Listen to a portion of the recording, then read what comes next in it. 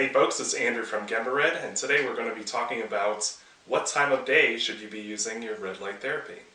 This is a super popular question. It's a question we get a lot, and we see people are looking for the answers.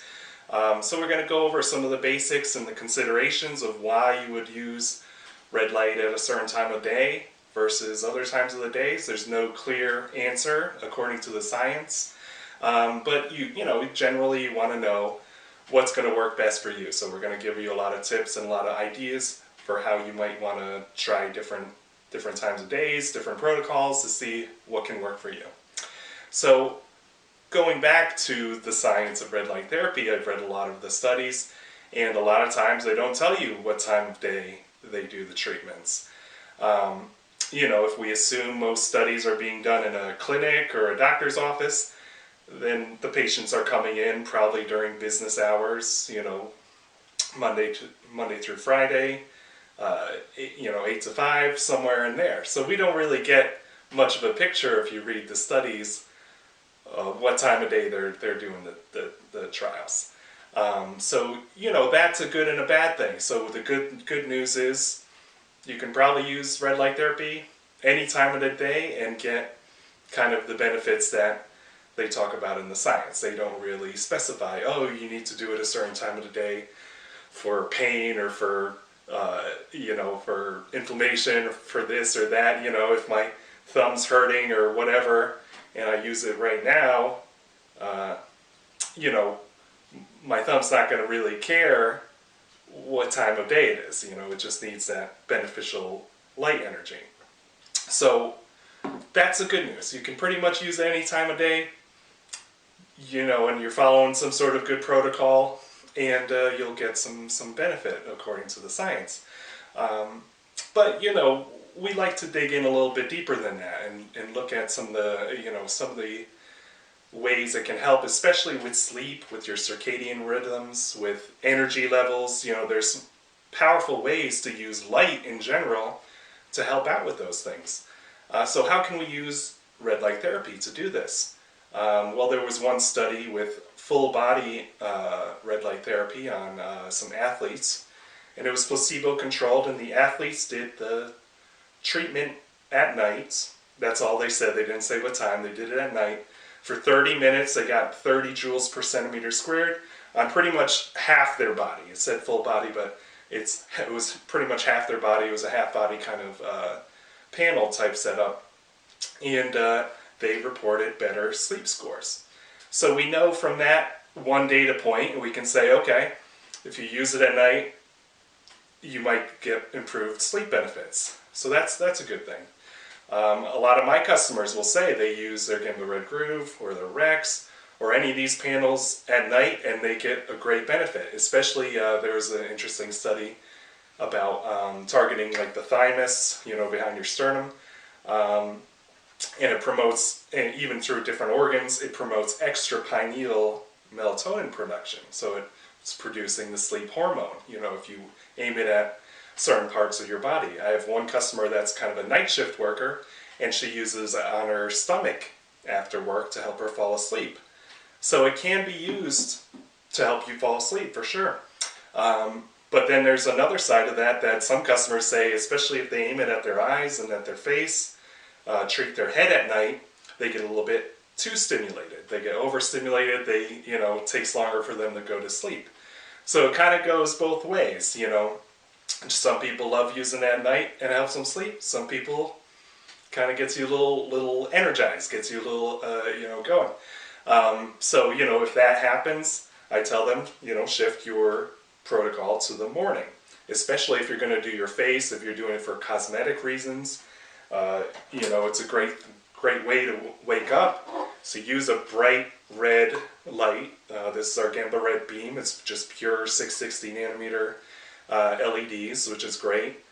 You get a lot of brightness. You can see how my face lights up. And, that's a good way to start my day. If I just start it with 15 minutes in the morning with this, it gets you energized. There's even a study that says high intensity red light can stop melatonin production. So that's why, even with red light, a lot of times we say, oh, you need to block blue light, you need to block green light, and red light is generally safe at night. But even way too high intensity, it'll stop your melatonin production. We can use that to our advantage in the morning when we want our bright red lights aiming at our face and our eyes to get that wake up kind of effect. So that's another tip. So to use it in the morning, especially if you feel a little too wired when you're if you've tried it at night, you get a little too wired. Try it in the morning, and it's a great way to, as a wake up light, gets you energized in the morning. Can do your facial treatment.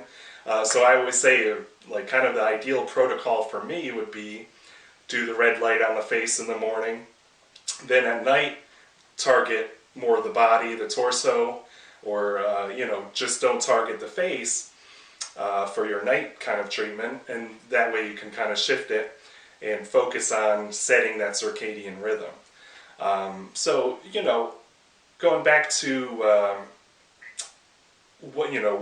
what's a good time for our cells and our skin that might be kind of acclimated to red light therapy. Well, we know that sunlight in the morning, the sunrise, as well as in the evening, the sunset, that sunlight coming in is actually having a higher component of red and near infrared. And why is that? That's because of the blue light and the UV light coming from that angle. Most of it's getting scattered in the atmosphere, and so what's left is the longer wavelengths, the reds and the near infrareds. So maybe evolutionarily we kind of may be more accustomed to using it in the early, in the morning or in the evening around those times. So that might be kind of a tip for us to try to think about. And again, when the sun's down, what kind of light sources did we have back in the day? We had campfires and candles and things like that were mostly red and infrared. So again, our body might be a little bit more accustomed to receiving that type of energy, in the morning and evening. So that's another consideration.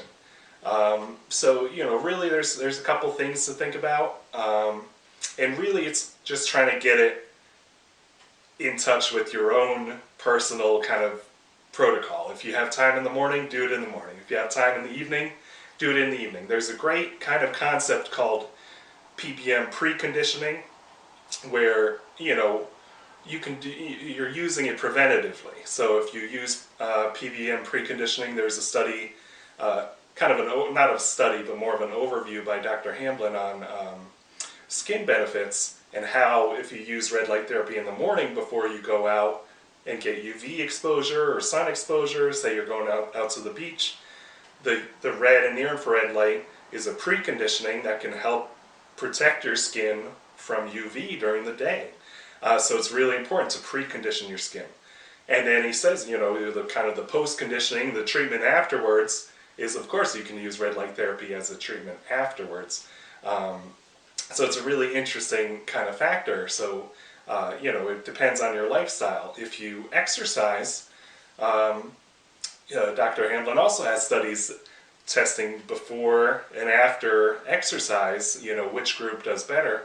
And generally, both groups do about the same. I'll post some of the links I'm talking about below. And most of the time, there's not a big difference between, doing preconditioning before the exercise or post-conditioning. One of the studies, I think the post-conditioning, they had a little bit less lactic acid.